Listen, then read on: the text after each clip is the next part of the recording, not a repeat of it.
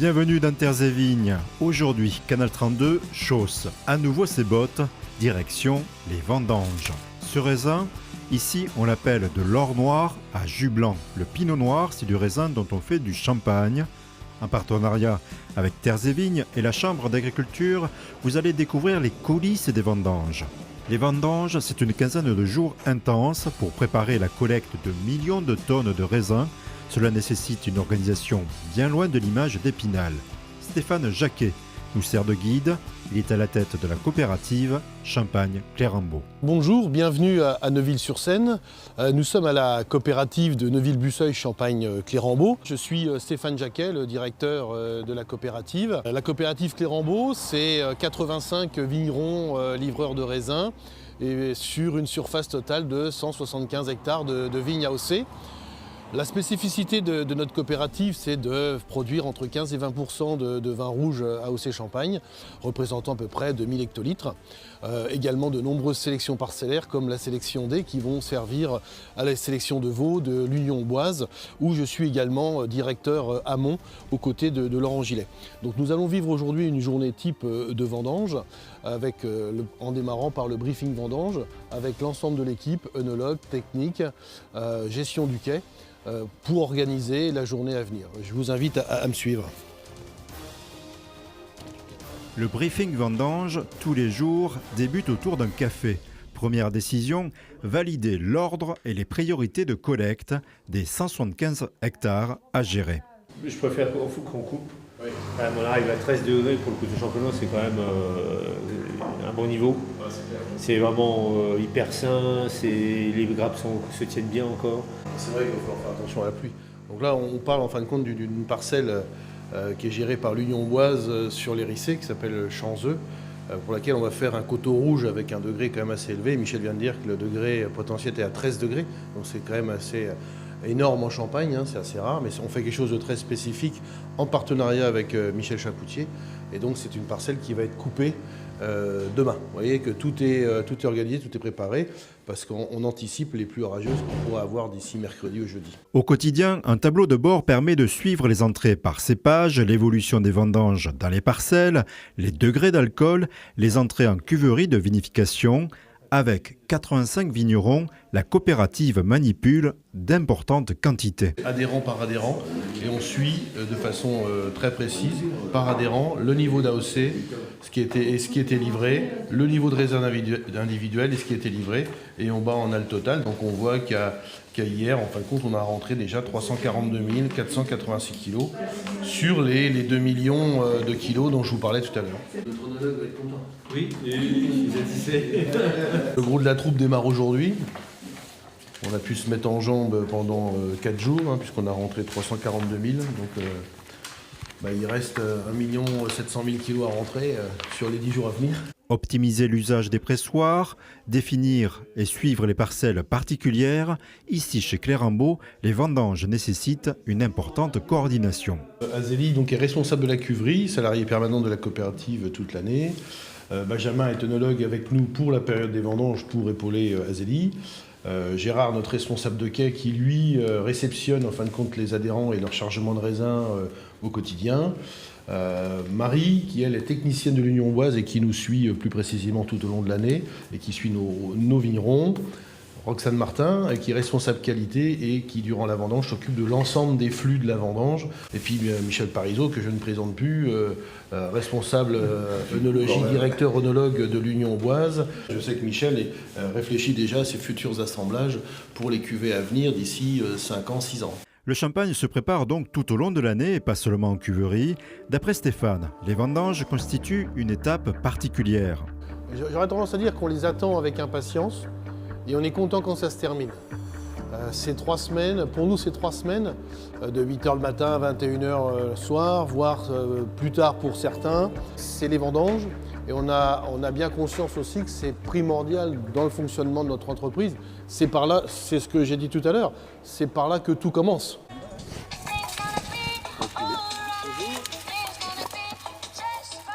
Tout commence par un effort important et parfois un peu de musique aide pour ces longues journées. Ça motive, ça fait passer la douleur. Qu'est-ce qui est dur? Se baisser tout le temps, le dos. Ouais, c'est le Au dos. niveau du bassin. Ça c'est horrible ça par contre. Tant qu'il y a une bonne ambiance, qu'il y a une bonne coopération avec l'équipe, ça passe nickel. Hein. Parce qu'on avait compté environ 12-13 grappes au mètre. Cette année, bon, c'est vrai qu'il y a beaucoup de raisins, mais pas très gros. Là, on est 16 avec moi. On monte donc 8 rangs qui font plus de 200 mètres.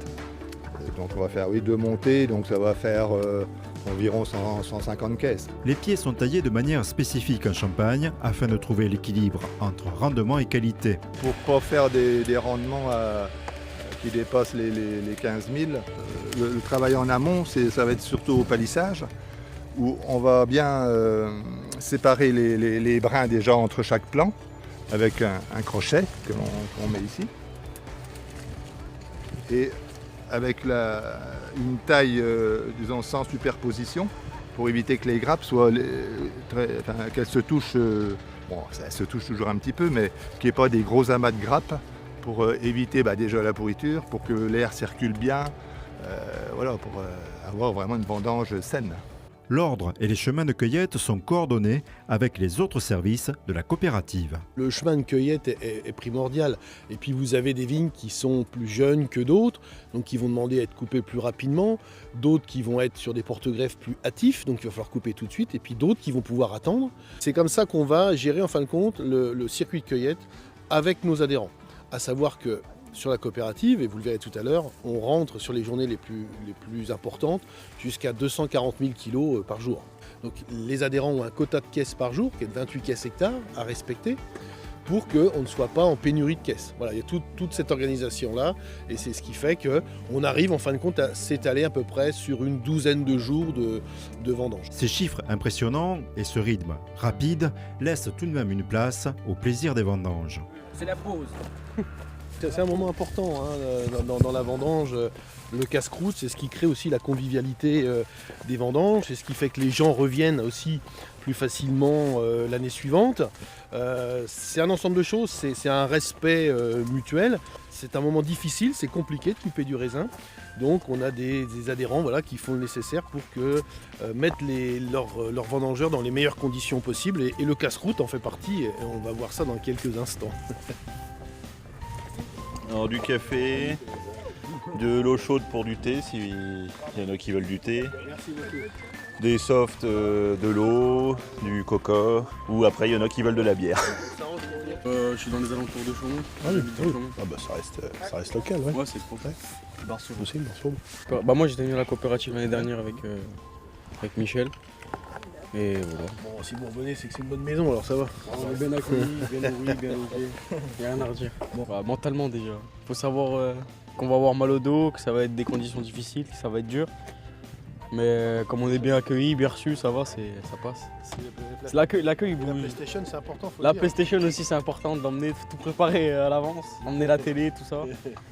Mais l'accueil aussi, c'est important. On a bien été accueillis, ça aide pour les conditions. Et on mange bien, on vit bien, on dort bien, ça va. We like to stay in Nous aimons l'accueil chez Michel, il est vraiment sympa. kind. We have the same team. Chaque année, nous formons la même équipe. L'an passé, je suis venu avec ma petite amie, mais cette année, je suis venu avec Slavik. Je précise, ce n'est pas mon petit ami. D'après Stéphane, bonne humeur et préparation de l'accueil sont importants pour réussir à fidéliser les équipes. C'est important parce que rien qu'à la coopérative, j'embauche 35 saisonniers, mais c'est uniquement pour la coopérative puisque chaque exploitation adhérente va gérer elle-même son recrutement. On ne va pas s'immiscer dans le recrutement. Donc il y a une effervescence aussi au niveau social puisqu'on va à la fois mettre ensemble des collaborateurs qui travaillent ici toute l'année avec des collaborateurs saisonniers qui vont rester là 15 jours, mais qui ont un rôle prédominant puisque ça va être les premiers à être en lien avec les adhérents. Donc cette alchimie est aussi très intéressante et enrichissante pour nous tous, puisque c'est aussi l'occasion de rencontrer de nouvelles personnes, de nouvelles expériences, de nouvelles compétences. Voilà, donc on a tout intérêt à faire ce qu'il faut pour être accueillant et rendre cette période quand même qui est difficile, le travail dans les vignes est difficile, le travail en cuverie est difficile, la plus attrayante possible. Les résultats économiques de ce travail sont élevés. Quelques chiffres. Le champagne, c'est 306 millions de bouteilles, expédiées en 2016. C'est seulement 0,4% du vignoble mondial, mais 12% de la consommation, avec modération, des vins effervescents. Le chiffre d'affaires de la filière champagne s'élève à 4,7 milliards d'euros. Pour le vice-président du syndicat général des vignerons, le champagne contribue à la notoriété de la France. C'est aussi une économie locale. C'est connu mondialement, quand on dit champagne, c'est la France. Après, en termes plus économiques, c'est 50% des exportations de champagne, c'est-à-dire plus de 150 millions de bouteilles, avec la moitié sur le niveau, ce qu'on appelle la communauté européenne, et l'autre moitié sur ce qu'on appelle les pays tiers, donc c'est tous les pays, avec le grand export, par exemple l'Asie ou les États-Unis. Donc je vous dis, socialement, c'est un équivalent temps plein par hectare, donc ça fait quand même du monde. Au niveau économie, donc c'est plus de 4 milliards de chiffre d'affaires, donc ce qui revient à peu près à 70 000 euros d'excédent par hectare. C'est 30 touristes par hectare, ouais, et 21 000 euros de taxes. L'Aube serait différente, surtout le secteur de la Côte des Bar, donc Bar-sur-Seine ou Bar-sur-Aube, où c'est la seule activité, on va dire, la plus grosse pourvoyeur d'emploi social, qui fait vivre des villages. Voilà, donc pour l'Aube, c'est très important et on ne remerciera jamais assez les gens qui sont battus à l'époque. À présent, une pause bien méritée. Le temps de reprendre quelques forces, je vous propose de regarder le retour sur l'actu. Nous commençons ce retour sur l'actu avec des vignerons. Le premier d'entre eux vit à Arsonval, dans la Côte des Bar. C'est Brut Tradition, c'est un assemblage de 70% Pinot Noir, 20% Pinot Meunier et 10% de Chardonnay. Hormis le champagne, il aime aussi cuisiner. Ce jus, c'est l'une des étapes pour élaborer de la bière. David Nicolo est donc vigneron et brasseur. Un choix motivé par la passion et le besoin d'agir au vu de la fréquence des aléas climatiques. 2016, les vignes ont gelé à 90%. La bière, ça peut être un palier pour s'en sortir, tout simplement. Autre information liée au vin, l'organisme de défense et de gestion du rosé d'Hérissé a un nouveau président. Arnaud Gallimard est âgé de 27 ans, il a été élu en juin. Son but, avec un bureau renouvelé, améliorer la notoriété de ce vin rare. Quand on parlera d'un vin rosé d'Hérissé, comme on parle, je sais pas, d'un Bordeaux, d'un vin romanée ou d'une appellation à grande renommée, on sera, je pense, très satisfait. Côté élevage, pour la 17e année, le concours interdépartemental de la race Prime Holstein s'est déroulé à Brienne-le-Château. La grande gagnante est une Auboise. Elle s'appelle Industrie. Elle appartient à l'élevage de Francis Ruotte à Villiers-en-Traude. Ce concours s'est déroulé les 15 et 16 septembre. Industrie a rapporté sa place haut la main face à plus de 100 animaux issus de 23 élevages.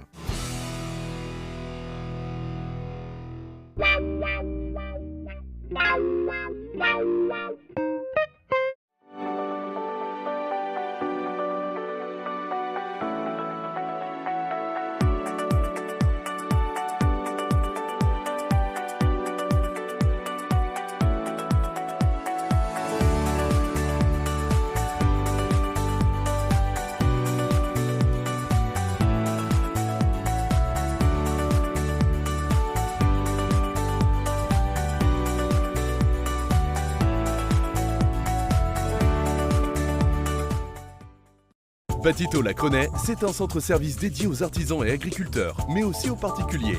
Batitol, c'est votre spécialiste dans les tôles bac acier et panneaux sandwich isolés pour toiture, bardage et leurs accessoires. Les aménagements intérieurs de bâtiments sur mesure, les abris de jardin, garages et locaux extérieurs isolés. L'équipe de Batitol étudie tous vos besoins, vous conseille et vous propose des produits précis et adaptés. Contactez-nous, Batitol à Crenay, Zac des Sources, 03 25 43 10 10.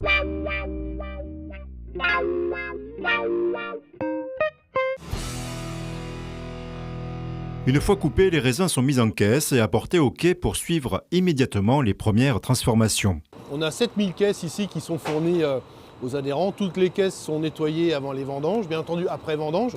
C'est une période vraiment effervescente pour nous.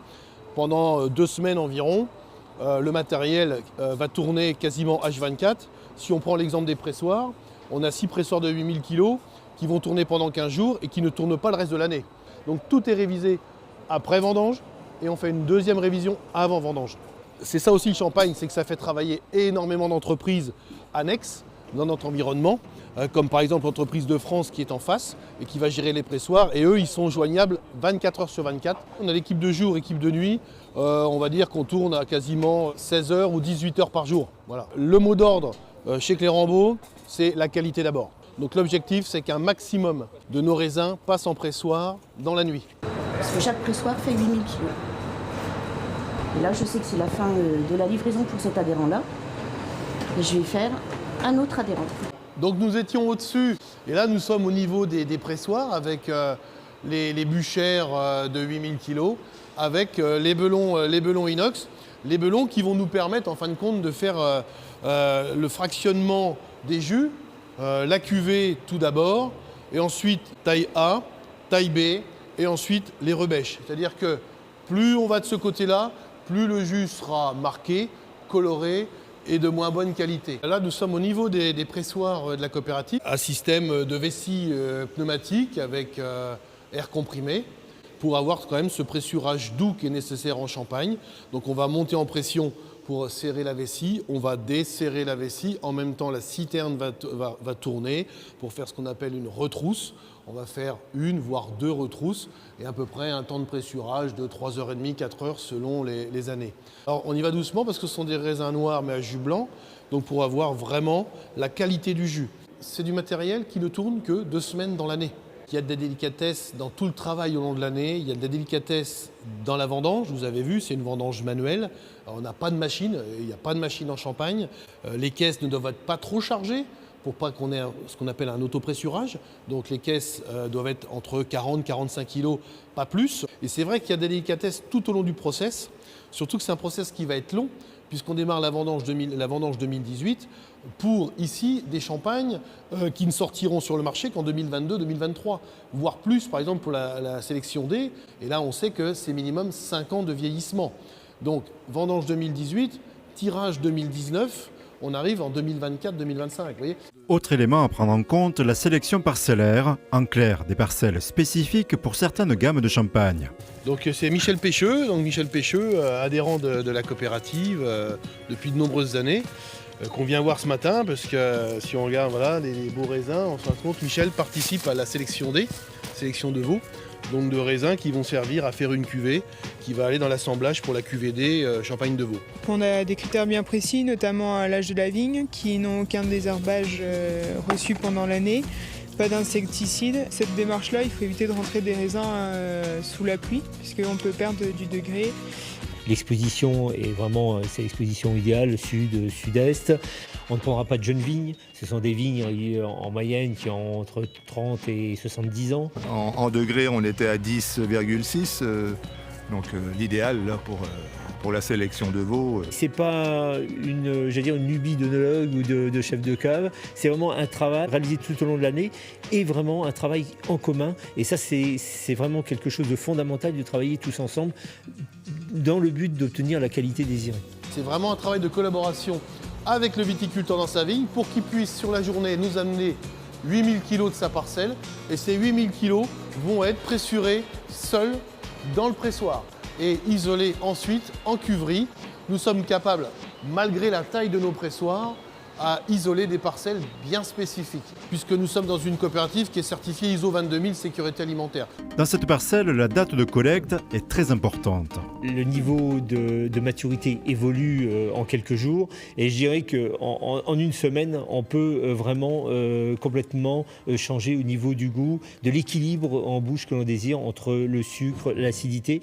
Donc effectivement, en quelques jours, les choses peuvent varier. Autre spécificité, l'élaboration des vins rouges. Des raisins qui ne passent pas au pressoir, en tout cas pas immédiatement. Ils passent déjà 4 jours en cuve. Pourquoi? Parce que, en fin de compte, on va avoir la couleur grâce à la peau. Et on va passer à peu près, cette année, 340 000 kg de raisins comme ça. Ces jus permettent d'élaborer des champagnes rosés. Ce savoir-faire de Clérambault, dans ce domaine, est reconnu par les grandes maisons. Comme Moët et Chandon, Veuve Clicquot, Champagne Tétinger et bien d'autres, Nicolas Feuillat. Chez nous, bien entendu, pour Clérambault, pour Deveau, pour Jacquard, pour permettre les assemblages et chaque chef de cave, en fin de compte, a sa recette propre pour mettre plus ou moins 10%, 12%, 13% de rouge AOC dans son assemblage. Et le vin rouge, en fin de compte, on va faire avec la peau du raisin. Avec la peau, parce que si on l'écrase, ça coule blanc, voilà, tout simplement. Et donc, en fin de compte, on va récupérer uniquement les grumes qui vont aller tout de suite dans une cuve en dessous, dans lesquelles ça va macérer pendant 4 jours. Donc des macérations courtes, à la différence des vins rouges de table où on va pouvoir macérer 2 semaines, voire 3 semaines dans certaines appellations. Nous sommes au sud de la zone Champagne, avec des microclimats et des sols qui permettent d'obtenir de très bons rouges qu'on va assembler avec des vins blancs pour obtenir nos rosés. Il faut que dans les rouges, il y ait de la structure, mais il faut aussi que les arômes de rouge ne soient pas trop prononcés. À ce stade, on est à 48 heures de la récolte, on a déjà cette couleur-là. On le laissera encore 2 jours de plus après dégustation pour déterminer si, en termes de couleur, nous avons ce qu'on recherche, mais également en termes aromatiques. Ça va pouvoir faire rêver nos consommateurs, qu'ils soient au Japon, qu'ils soient aux États-Unis, qu'ils soient en Angleterre, qu'ils soient en Australie. Pour revenir aux raisins qui transitent par les pressoirs, la dernière étape des vendanges se déroule ici, avant la vinification. Des cuves de débourbage dans lesquelles, en fin de compte, on a laissé le jus fraîchement écrasé, on va dire, se reposer, décanter pour obtenir un jus clair. Donc on va déguster avec Azélie, notre responsable de cuverie.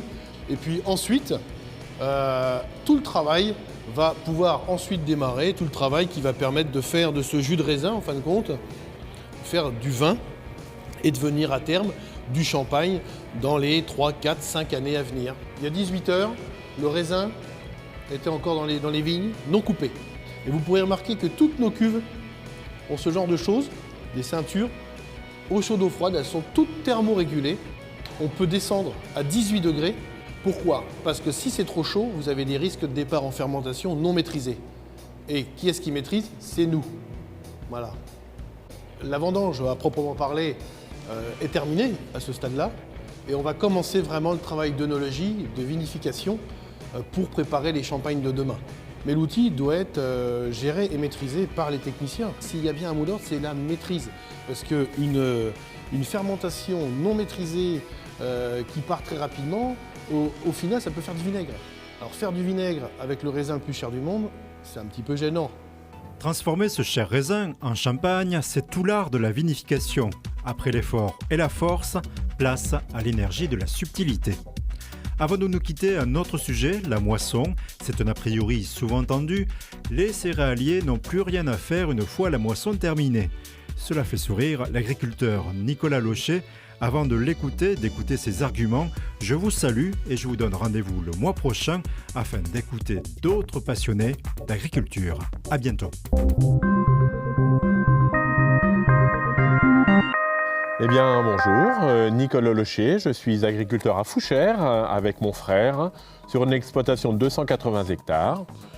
Eh bien, c'est la fin de l'été, la moisson est terminée et on peut enfin profiter un peu de ces beaux et longs mois de septembre où la température est encore au rendez-vous, le soleil aussi. Et c'est vraiment agréable de pouvoir enfin prendre le temps de lire tranquillement dans une chaise. Mais en fait, on est loin de la réalité. C'est un cliché, on se dit, voilà, la moisson est passée, les agriculteurs sont en vacances. Non, il y a bien sûr encore beaucoup de travail. Une moisson avec un rendement sur toutes les cultures aux alentours des 5 dernières années. Et puis avec des prix qui ont repris cette année de la couleur, puisqu'on est sur des prix plutôt appréciables. C'est vrai que les céréales représentent aujourd'hui plutôt autour de 60-70% de notre sol. On parle plutôt des céréales, donc ce sont les orges d'hiver, les orges de printemps, le blé, et puis aussi les colzas. Ça fait partie des grosses récoltes, des gros moments de récolte de l'année.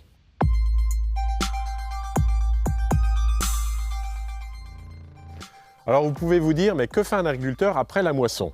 Eh bien, il y a tout un travail du sol à réaliser, ce qu'on appelle le déchômage, c'est-à-dire retourner le sol pour faire lever les adventices, les mauvaises herbes, mais aussi les graines perdues lors de la moisson. Il y a les semis de colza qui viennent à la fin août.